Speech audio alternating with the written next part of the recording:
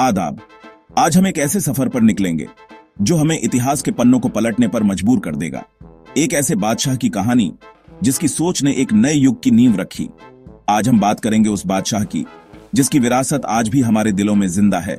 एक ऐसा शासक जिसने न केवल अपने साम्राज्य का विस्तार किया बल्कि अपने विचारों से लोगों के दिलों को भी जीता।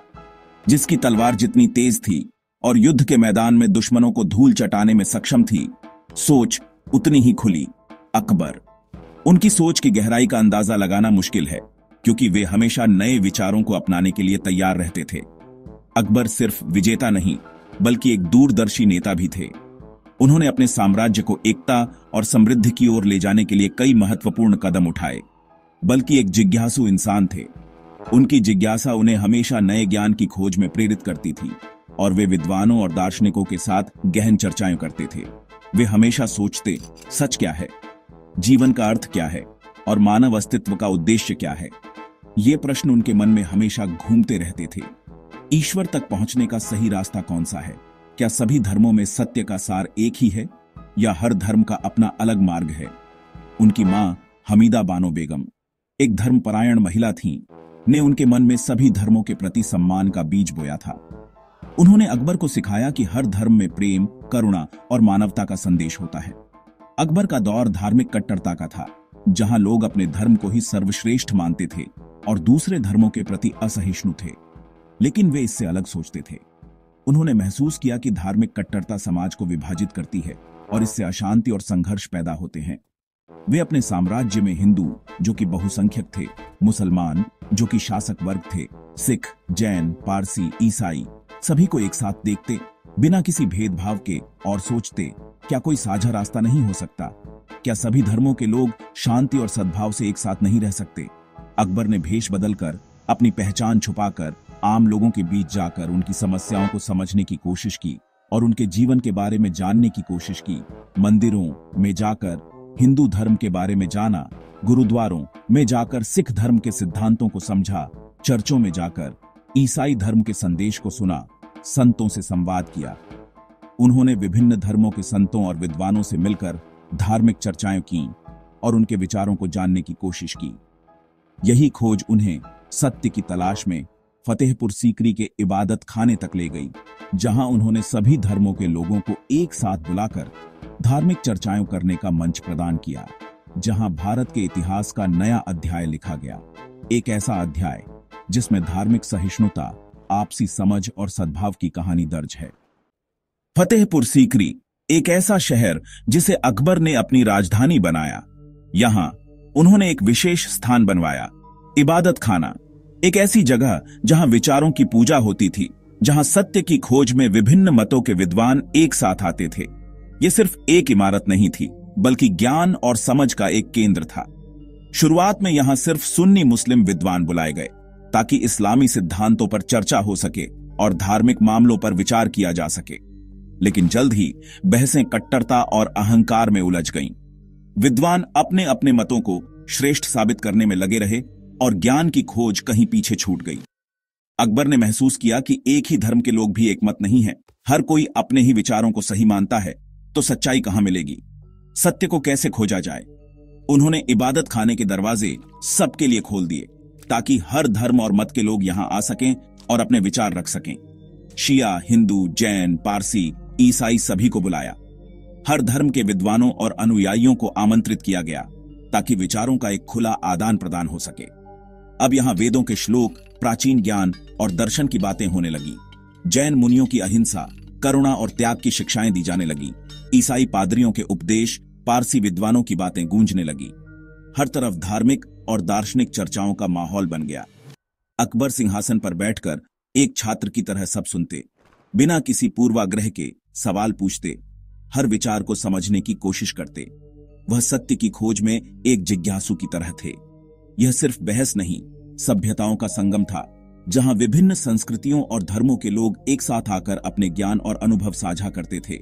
अकबर की सोच का असली विस्तार, यह उनकी धार्मिक सहिष्णुता और ज्ञान की प्यास का प्रतीक था। इबादत खाने की बहसों ने अकबर को एक ऐसे रास्ते पर अग्रसर किया जहां उन्हें हर धर्म के दर्शन से परिचित होने का अवसर मिला। इन बहसों में विभिन्न धर्मों के विद्वानों ने अपने अपने धर्मों के सिद्धांतों और मान्यताओं को प्रस्तुत किया, जिससे अकबर को विभिन्न दृष्टिकोणों को समझने का मौका मिला।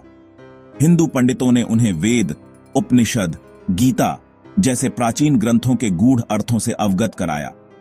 उन्होंने पुनर्जन्म और आत्मा की अमरता के सिद्धांतों को विस्तार से समझाया, जिससे अकबर के मन में जीवन और मृत्यु के रहस्यों को जानने की जिज्ञासा उत्पन्न हुई।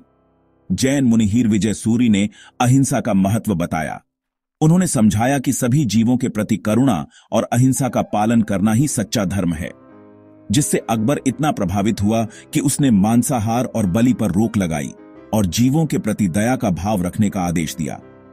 ईसाई पादरियों ने बाइबल, ईसा मसीह के उपदेश और सेवा भाव सिखाया। उन्होंने बताया कि प्रेम, दया और क्षमा ही ईसाई धर्म के मूल सिद्धांत हैं। अकबर ने चर्च बनवाने की इजाजत दी ताकि ईसाई धर्म के अनुयायी शांतिपूर्वक अपने धर्म का पालन कर सकें। पारसी दस्तूर मेहरजी राणा ने अग्नि और सूर्य की पूजा का अर्थ समझाया। उन्होंने बताया कि अग्नि और सूर्य ईश्वर के प्रतीक हैं और उनकी पूजा करने से मनुष्य को आध्यात्मिक ज्ञान प्राप्त होता है। अकबर ने महल में पवित्र अग्नि जलवाई और पारसी धर्म के रीति रिवाजों का सम्मान किया। अकबर ने हर धर्म से ज्ञान के मोती चुनकर अपने विचारों की माला बनाई। यह माला सहिष्णुता, समझ और सम्मान के धागों से बुनी हुई थी। यह संवाद अकबर को एक शासक से कहीं ऊपर उठा रहा था, एक दार्शनिक बना रहा था। वह अब सिर्फ एक राजा नहीं, बल्कि एक विचारक भी बन गया था। वर्षों की खोज के बाद अकबर ने महसूस किया, हर धर्म का सार एक है, ईश्वर एक है, शांति जरूरी है। उन्होंने 1582 में दीन ए इलाही की घोषणा की। यह कोई नया धर्म नहीं, बल्कि जीवन जीने की आचार संहिता थी। इसमें किसी पैगंबर, धर्म ग्रंथ या पूजा पद्धति का स्थान नहीं था, केवल बादशाह के प्रति वफादारी की शपथ थी। दीन ए इलाही के सिद्धांत सरल थे: निराकार ईश्वर, सूर्य अग्नि का सम्मान, अहिंसा, दान, इंद्रिय नियंत्रण। अनुयायी एक प्रतीक चिन्ह पाते और अल्लाहू अकबर कहकर अभिवादन करते। इसमें कोई जोर जबरदस्ती नहीं थी, जो चाहे अपनी इच्छा से शामिल हो सकता था। यह रिश्ता व्यक्तिगत और आध्यात्मिक था, किसी धार्मिक बंधन से ऊपर। दीन ए इलाही की आत्मा थी सुलह ए कुल, सार्वभौमिक शांति।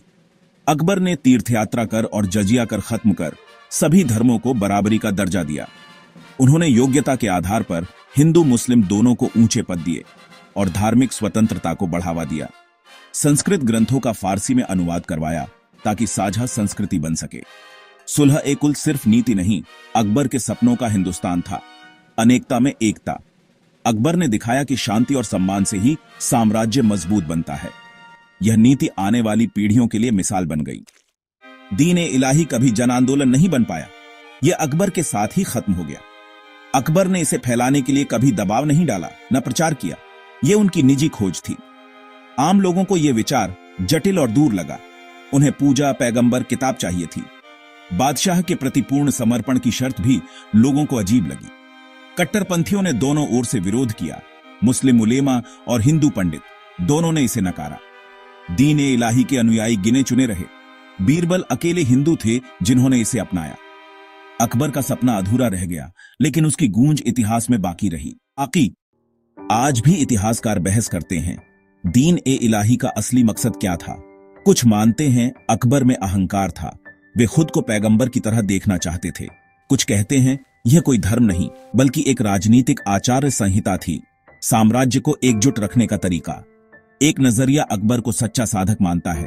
उनकी खोज थी सबको जोड़ने वाली सच्चाई। शायद सच इन सबके बीच है।